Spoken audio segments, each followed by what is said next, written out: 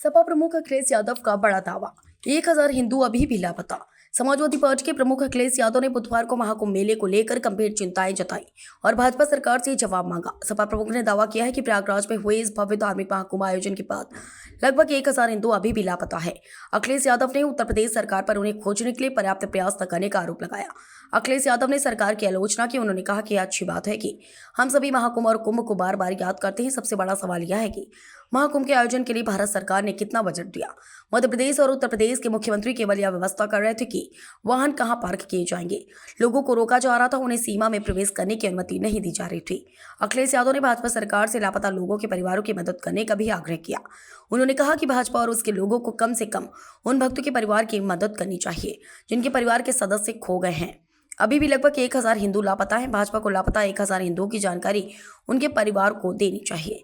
अभी भी प्रयागराज पे पोस्टर लगे हुए हैं। यह दुखद है कि उत्तर प्रदेश की भाजपा सरकार उन पोस्टरों को हटा रही है।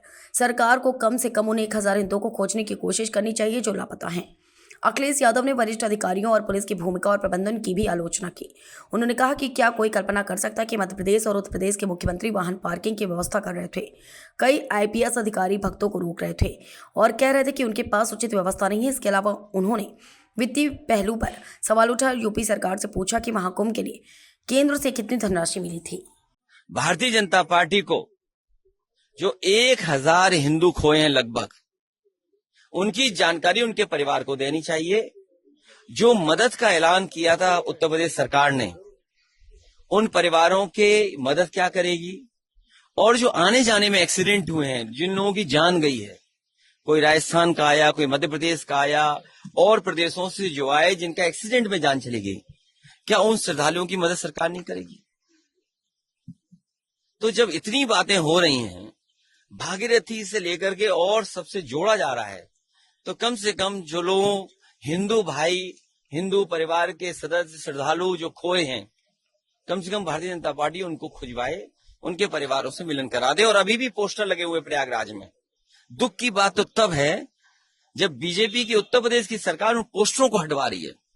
जितनी भी पब्लिक प्लेसेस हैं, खोया पाया केंद्र में गए लोग उन्हें नहीं मिल पाए, मजबूरी में उन्होंने पोस्टर लगाए हैं। उन पोस्टरों को भी सरकार हटवा रही है। तो जो 1000 लगभग हिंदू खोए हैं महाकुंभ में, जो अभी भी नहीं मिले हैं, कम से कम सरकार उनको ढूंढवाए। उसके बारे में जरूर जिक्र करना चाहिए था।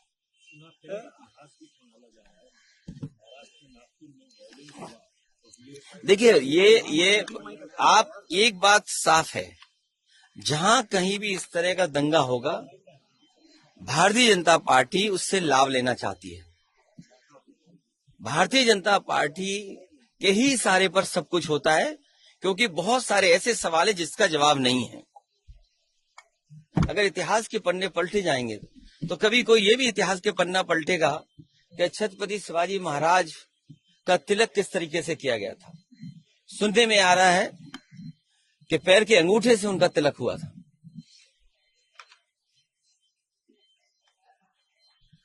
अखिलेश जी, आधार कार्ड को, वोटर आईडी कार्ड को आधार कार्ड से लिंक करने की बात। उत्तर प्रदेश में डीएसपी का घर जला दिया गया।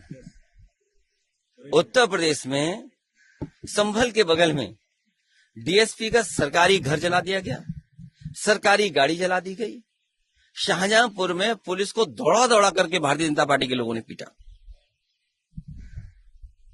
एक पत्रकार सीतापुर में गोली मार दिया गया। इलाहाबाद में बेटी के साथ जो हुआ, कोई कल्पना नहीं कर सकता। उसकी जान ले ली गई, और किस तरीके से जान ली गई आप सोच नहीं सकते। ये बड़े सवाल है।